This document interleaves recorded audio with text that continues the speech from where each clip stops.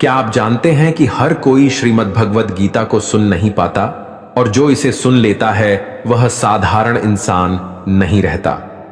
अगर आप इस समय यह वीडियो देख रहे हैं तो समझ लीजिए कि भगवान श्री कृष्ण ने स्वयं आपको यहां तक पहुंचाया है, क्योंकि उनकी प्रेरणा के बिना कोई भी व्यक्ति गीता के इस दिव्य ज्ञान तक नहीं पहुंच सकता। मैं पूरे विश्वास के साथ कहता हूं कि यदि आपने इस वीडियो को शांत मन से पूरा अंत तक देखा और सुना तो आपकी सोच बदलेगी, आपके डर टूटेंगे और जीवन को देखने का नजरिया पूरी तरह बदल जाएगा। यह कोई साधारण कथा नहीं है, यह वह ज्ञान है जो सबसे बड़े संकट में फंसे इंसान को भी सही मार्ग दिखाता है।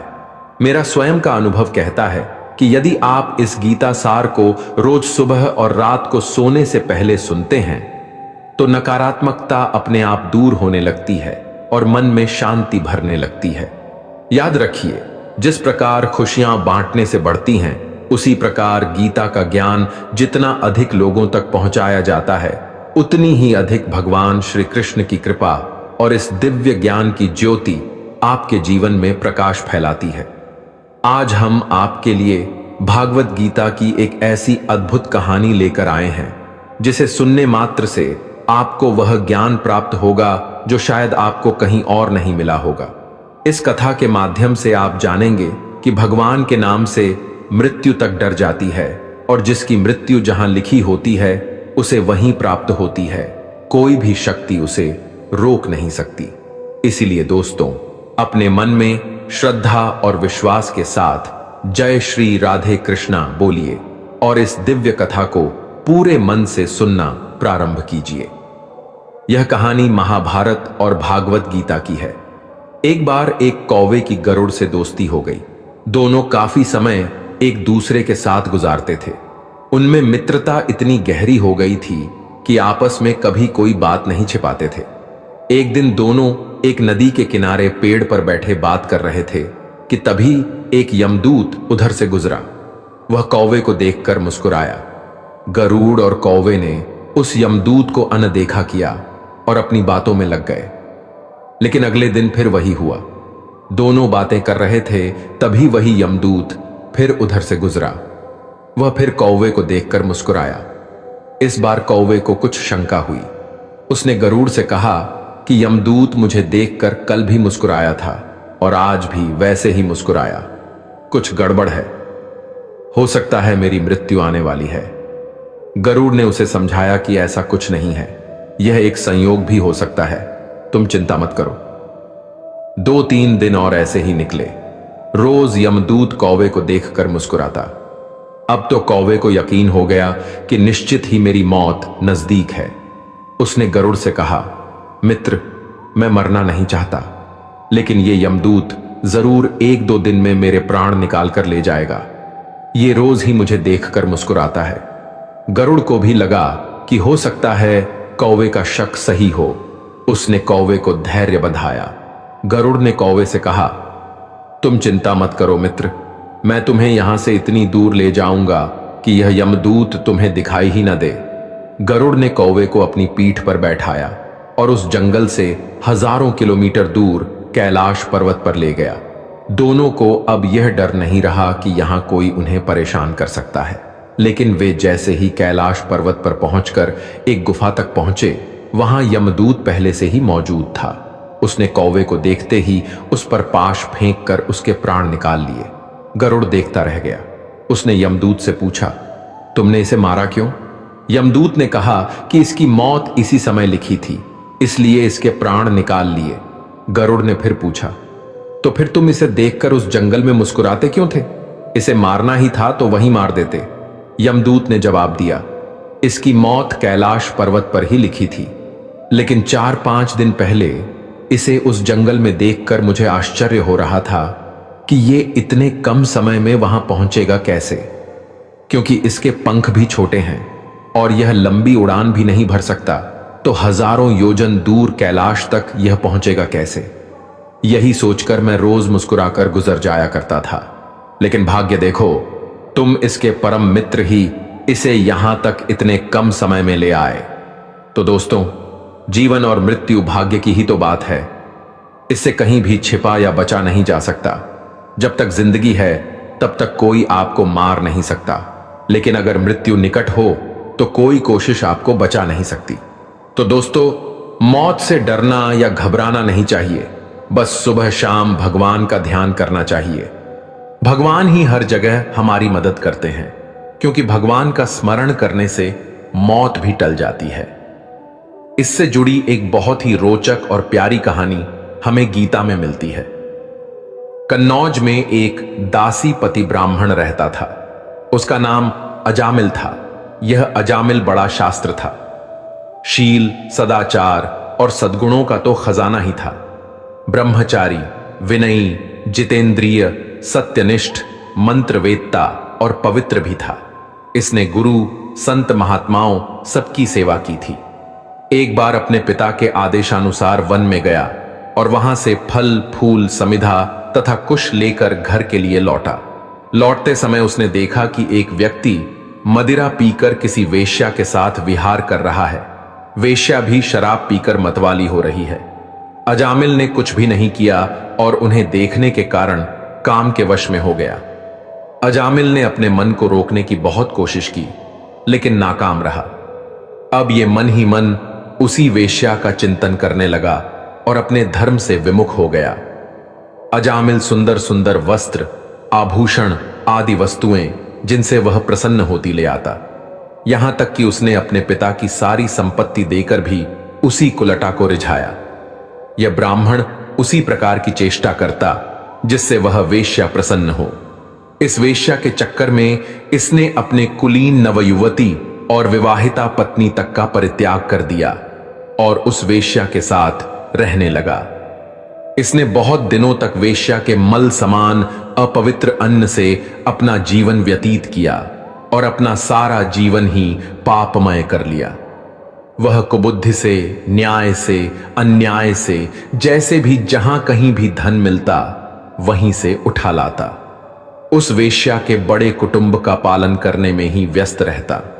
चोरी से, जुए से और धोखाधड़ी से अपने परिवार का पेट भरता था। एक बार कुछ संत इसके गांव में आए। गांव के बाहर संतों ने कुछ लोगों से पूछा कि भैया, किसी ब्राह्मण का घर बताइए, हमें वहां पर रात गुजारनी है। इन लोगों ने संतों के साथ मजाक किया और कहा, संतों, हमारे गांव में तो एक ही श्रेष्ठ ब्राह्मण है जिसका नाम है अजामिल, और इतना बड़ा भगवान का भक्त है कि वह गांव के अंदर नहीं रहता, गांव के बाहर ही रहता है। अब संत जन अजामिल के घर पहुंचे और दरवाजा खटखटाया। भक्त अजामिल, दरवाजा खोलो। जैसे ही अजामिल ने दरवाजा खोला तो संतों के दर्शन करते ही मानो आज अपने पुराने अच्छे कर्म उसे याद आ गए। संतों ने कहा कि भैया, रात बहुत हो गई है, आप हमारे लिए भोजन और सोने का प्रबंध कीजिए। अजामिल ने स्वादिष्ट भोजन तैयार करवाकर संतों को भोजन करवाया। जब अजामिल ने संतों से सोने के लिए कहा तो संत कहते हैं, भैया, हम प्रतिदिन सोने से पहले कीर्तन करते हैं, यदि आपको समस्या न हो तो हम कीर्तन कर लें। अजामिल ने कहा, आप ही का घर है महाराज, जो दिल में आए सो करो। संतों ने सुंदर कीर्तन प्रारंभ किया और उस कीर्तन में अजामिल बैठा। सारी रात कीर्तन चला और अजामिल की आंखों से खूब आंसू गिरे, मानो आज आंखों से आंसू नहीं पाप धुल गए हैं। सारी रात भगवान का नाम लिया। जब सुबह हुई, संतजन चलने लगे तो अजामिल ने कहा, महात्माओं, मुझे क्षमा कर दीजिए, मैं कोई भक्त वक्त नहीं हूं, मैं तो एक महापापी हूं। मैं वैश्या के साथ रहता हूं और मुझे गांव से बाहर निकाल दिया गया है। केवल आपकी सेवा के लिए मैंने आपको भोजन करवाया और मुझसे बड़ा पापी कोई नहीं है। संतों ने कहा, अरे अजामिल, तूने यह बात हमें कल क्यों नहीं बताई? हम तेरे घर में रुकते ही नहीं। अब तूने हमें आश्रय दिया है तो चिंता मत कर। यह बता, तेरे घर में कितने बालक हैं? अजामिल ने बता दिया कि महाराज, 9 बच्चे हैं और अभी यह गर्भवती है। संतों ने कहा कि इस बार जो तेरे संतान होंगी वह पुत्र होगा और उसका नाम नारायण रखना। जा, तेरा कल्याण हो जाएगा। संत जन आशीर्वाद देकर चले गए। समय बिता और उसके पुत्र हुआ। उसका नाम रखा नारायण। अजामिल अपने नारायण पुत्र में बहुत आसक्त था। अजामिल ने अपना संपूर्ण हृदय अपने बच्चे नारायण को सौंप दिया था। हर समय अजामिल कहता था, नारायण भोजन कर लो, नारायण पानी पी लो, नारायण तुम्हारा खेलने का समय है, तुम खेल लो।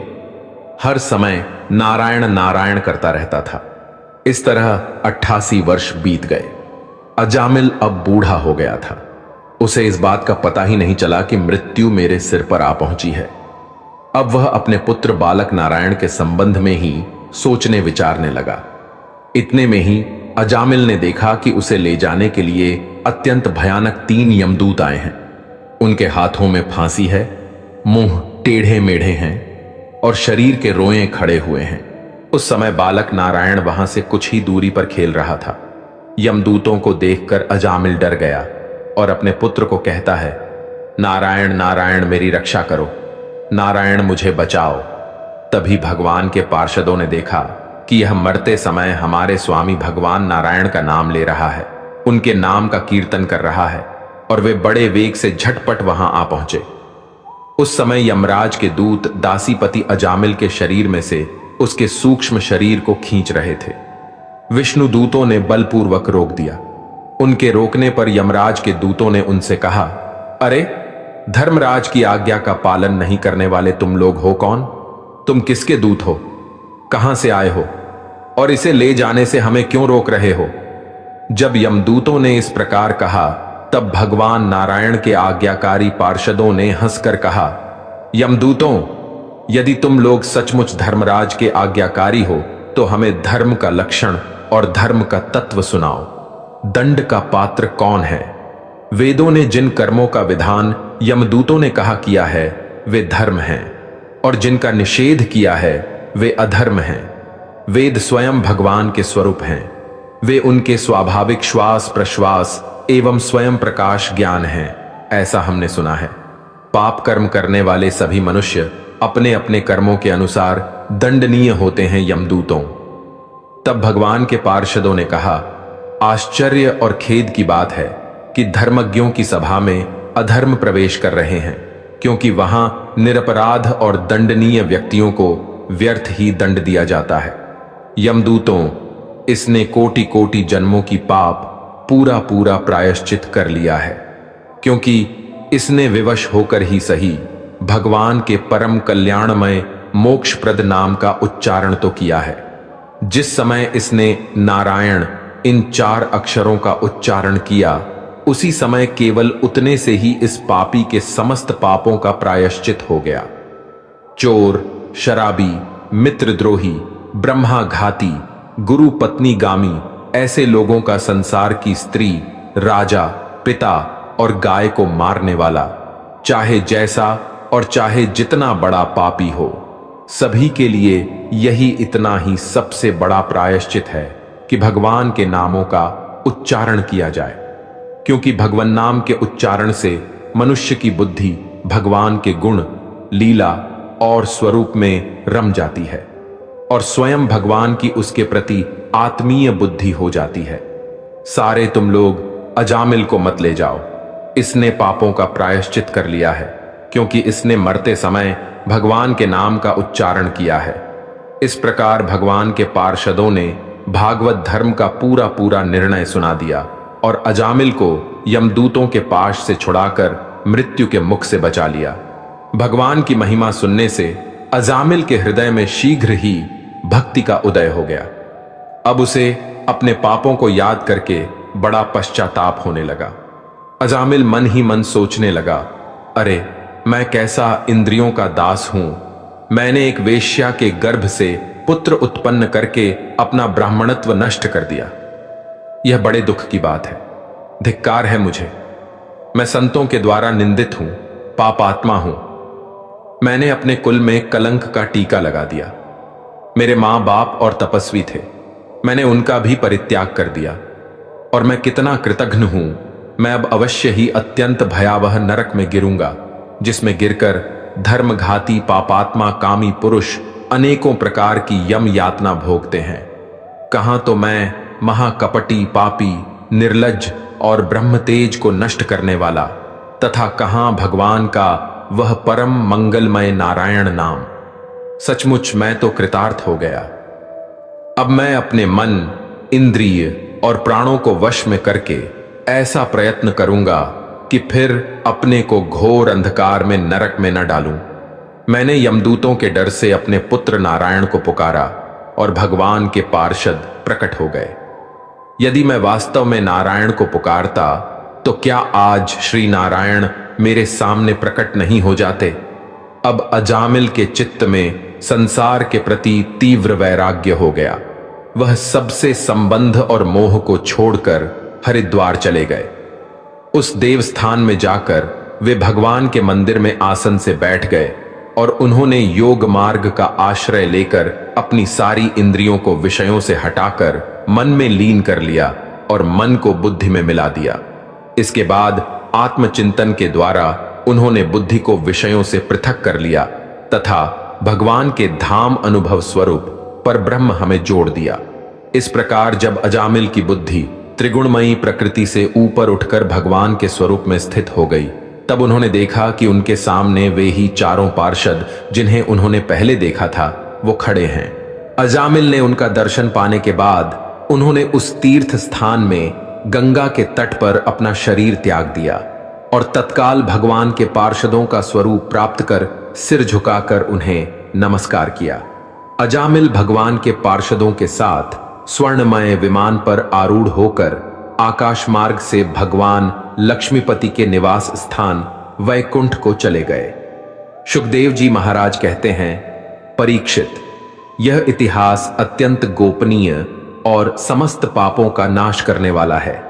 जो पुरुष श्रद्धा और भक्ति के साथ इसका श्रवण कीर्तन करता है वह नरक में कहीं नहीं जाता। यमराज के दूत तो आंख उठाकर उसकी ओर देख तक नहीं सकते। उस पुरुष का जीवन चाहे पापमय ही क्यों न रहा हो, वैकुंठ लोक में उसकी पूजा होती है।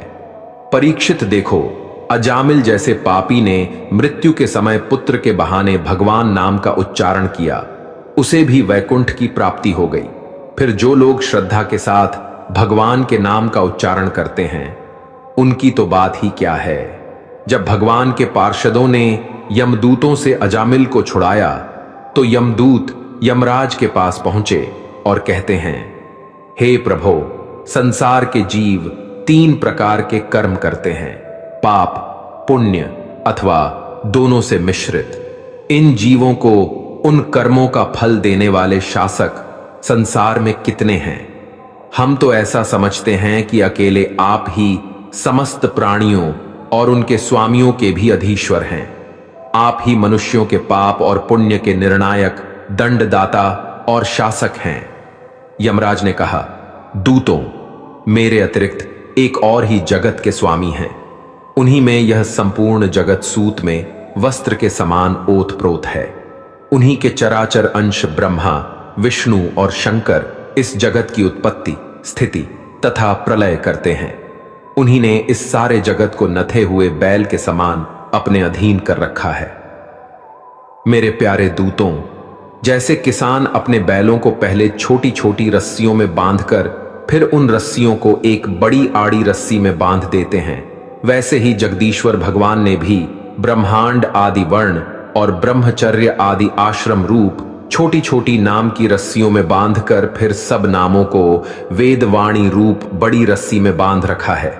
इस प्रकार सारे जीव नाम एवं कर्म रूप बंधन में बंधे हुए भयभीत होकर उन्हें ही अपना सर्वस्व भेंट कर रहे हैं। सभी भगवान के अधीन हैं। इनमें इंद्र, निवृत्ति, वरुण, चंद्रमा, अग्नि, शंकर, वायु, सूर्य, ब्रह्मा, 12 आदित्य, विश्व देवता, 8 वसु, साध्य, 49 मरुत, सिद्ध, 11 रुद्र, रजोगुण एवं तमोगुण से रहित भृगु आदि प्रजापति और बड़े बड़े देवता है।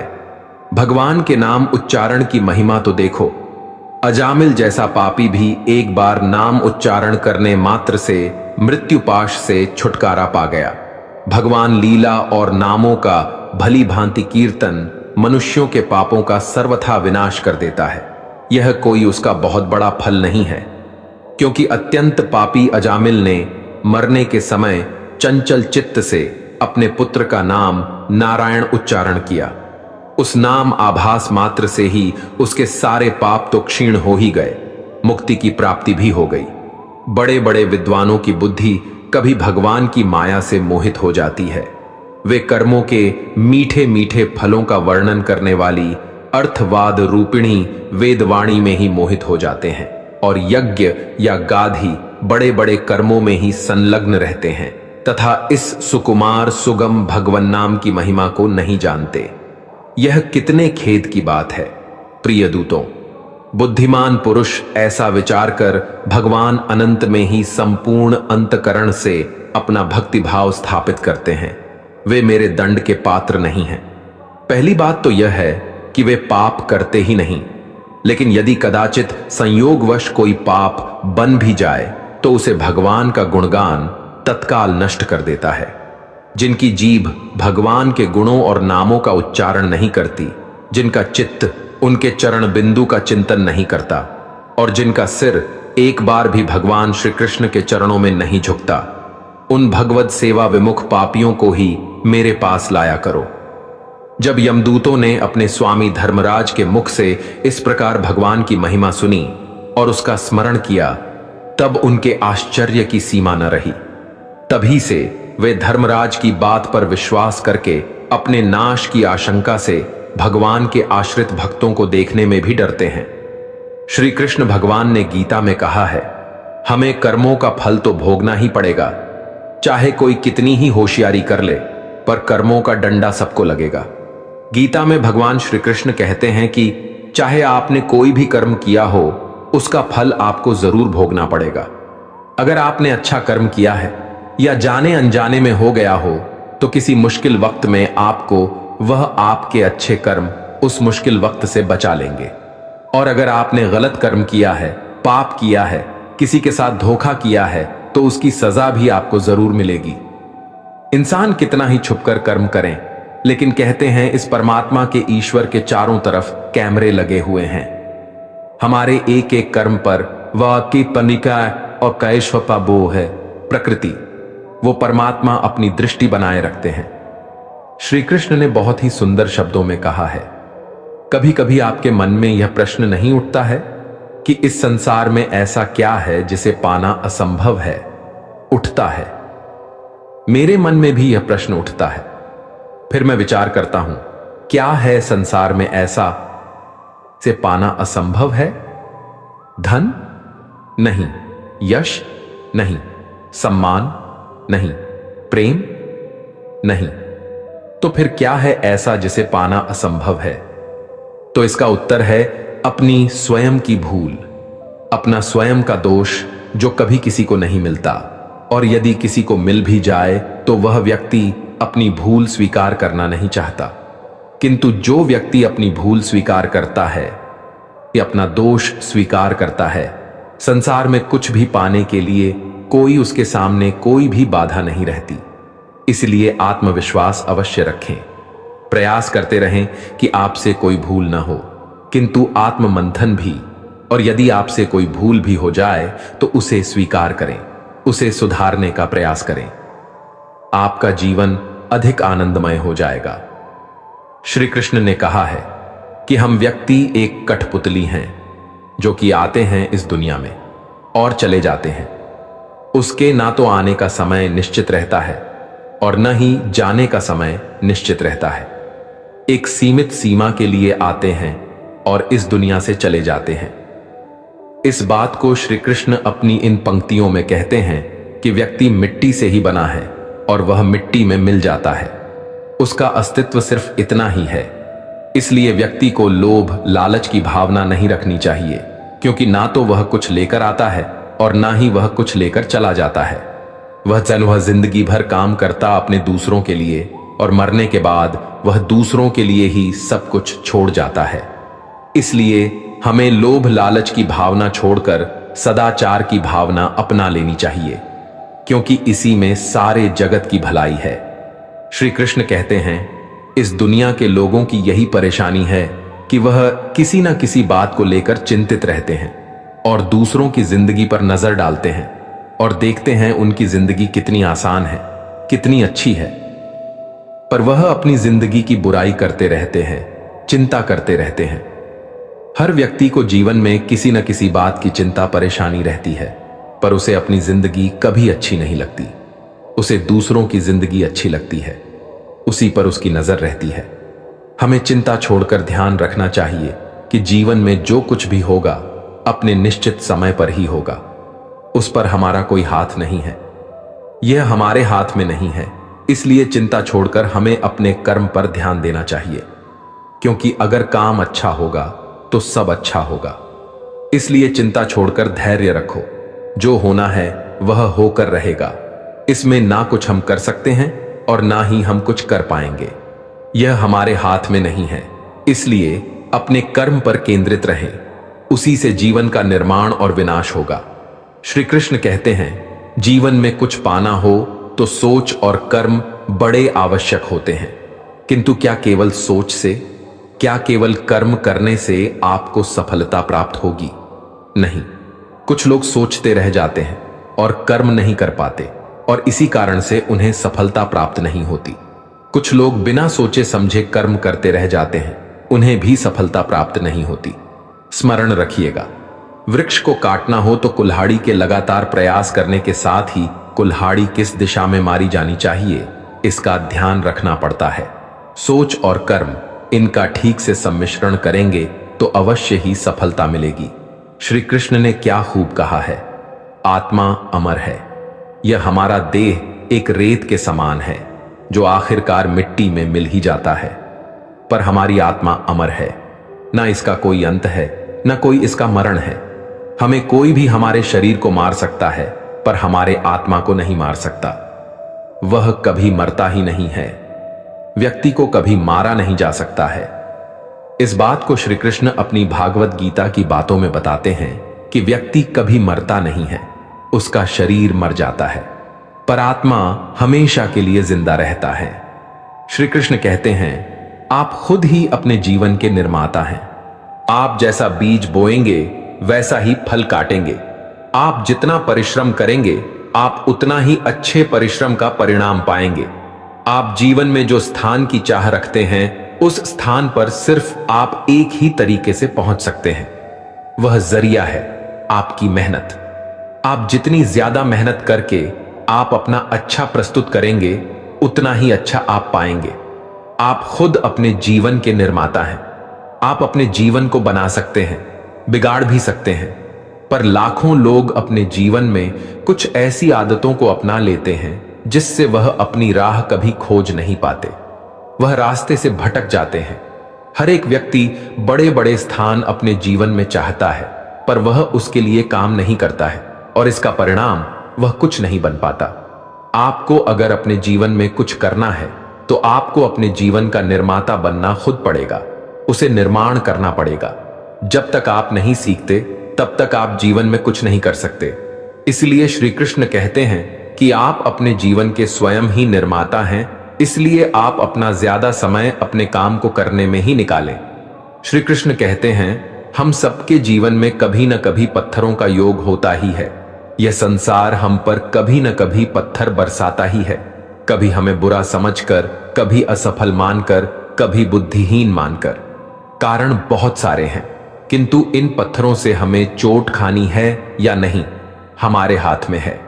या तो आप इन पत्थरों से चोट खाकर आंसुओं में डूब सकते हैं, या फिर आप इन पत्थरों से सेतु बनाकर समस्या का सागर पार कर सकते हैं। निर्णय आपका है। यह पत्थर प्रतीक है हमारी निंदा का, हमारी आलोचना का, और जो इस आलोचना को नकारात्मक ले गया है वह केवल कष्ट ही पाएगा, और जिसने इस आलोचना को विकास का आधार बना लिया वह सफलता के शिखर चढ़ेगा। इसलिए स्मरण रखिएगा, आलोचना आपका शत्रु नहीं, आपका सबसे बड़ा मित्र है। श्री कृष्ण कहते हैं कि धर्म को अपनाना हमारे अस्तित्व में है और वही हमारी पहचान है। हम अपने धर्म से पहचाने जाते हैं, क्योंकि हमारा जितना अच्छा धर्म होगा उतना ही अच्छा हमारा आचरण होगा। अपने आचरण को सुंदर बनाने के लिए हमें अपने धर्म को और भी बेहतर बनाना पड़ेगा। यह बात है महाभारत की। उन दिनों पांचों पांडव और समस्त कौरव गुरु द्रोण से धनुर्विद्या की शिक्षा प्राप्त कर रहे थे। गुरु द्रोण ने एक दिन उनकी परीक्षा लेने का विचार किया और इसी उद्देश्य से उन्हें जंगल की ओर लेकर गए।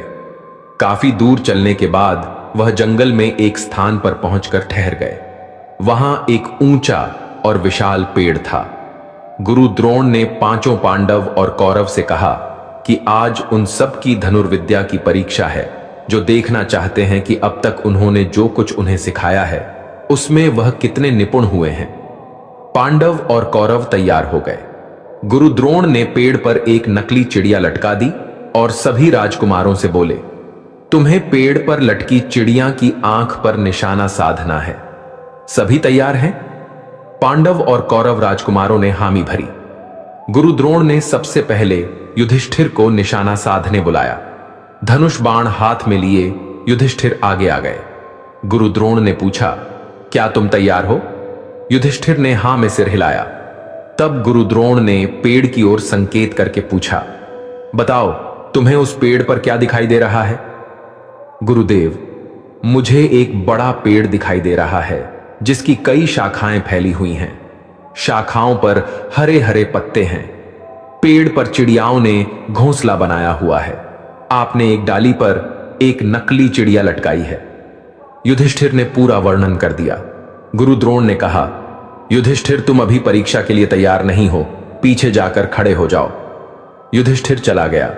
गुरु द्रोण ने भीम को आगे बुलाया और वहीं प्रश्न दोहराया, बताओ भीम, तुम्हें इस पेड़ पर क्या दिखाई दे रहा है? भीम ने 2 कदम आगे जाकर वर्णन किया, मुझे यह धरती, आकाश, घना जंगल, गुरुदेव आप और यह घना पेड़, इसकी पत्तियां और इस पर लटकी चिड़िया दिखाई दे रही है। गुरु द्रोण ने कहा, भीम, अभी तुम इस परीक्षा के लिए पूरी तरह तैयार नहीं हो, पीछे जाकर खड़े हो जाओ। उसके बाद गुरु द्रोण ने एक एक करके नकुल और सहदेव तथा दुर्योधन सहित सभी कौरव राजकुमारों को बुलाया और वही सवाल किया। सबने वही उत्तर दिया, पेड़, शाखाएं, पत्ते, चिड़िया। गुरु द्रोण ने सबसे यही कहा, अभी वह इस परीक्षा के लिए तैयार नहीं है और उन्हें निशाना लगाने नहीं दिया। अंत में अर्जुन सामने आया। गुरु द्रोण ने वही प्रश्न दोहराया, बताओ अर्जुन, तुम्हें क्या दिखाई दे रहा है? अर्जुन ने बांध चढ़ाकर उत्तर दिया, बस मुझे चिड़िया की आंखें दिखाई दे रही हैं गुरुदेव। गुरु द्रोण ने कहा, निशाना साधो। अर्जुन ने निशाना लगाया और बाण ने चिड़िया की आंख को भेद दिया। गुरु द्रोण ने सभी राजकुमारों को समझाया कि जब आप किसी लक्ष्य के प्रति प्रयास कर रहे हैं तो पूरा ध्यान लक्ष्य पर होना चाहिए। लक्ष्य के सिवाय कुछ भी नहीं दिखाई देना चाहिए। यही किसी भी लक्ष्य को प्राप्त करने का मूल मंत्र है। एक साथ कई कार्यों में उलझे रहोगे तो कभी भी लक्ष्य प्राप्त नहीं कर पाओगे। इसलिए अपना ध्यान सिर्फ और सिर्फ लक्ष्य पर रखो। इसलिए सफलता प्राप्ति के लिए पूरा ध्यान सिर्फ अपने लक्ष्य पर होना चाहिए। दोस्तों, आप सभी लोगों को हमारा यह वीडियो देखने के लिए बहुत बहुत धन्यवाद। उम्मीद है आपको यह वीडियो पसंद आया होगा। अगर पसंद आया हो तो हमारे चैनल को सब्सक्राइब करें और बेल नोटिफिकेशन आइकॉन को भी ऑन कर लीजिए। इससे आपको हमारे आने वाले नए वीडियो के बारे में तुरंत पता चल जाएगा और आप कभी भी हमारी कोई भी वीडियो मिस नहीं करेंगे। और इस वीडियो को उन लोगों के साथ शेयर करें जिन्हें आपको लगता है कि इसे पसंद करेंगे। इससे हमारा चैनल बढ़ेगा और हम और भी बेहतर वीडियो बना सकेंगे। हमारे चैनल पर अन्य वीडियो भी देखें। शायद आपको कोई ऐसी चीज मिल जाए जो आपको और भी ज्यादा पसंद आए। उम्मीद है हम जल्द ही फिर मिलेंगे। आपका बहुत बहुत धन्यवाद। जय श्री राधे कृष्णा।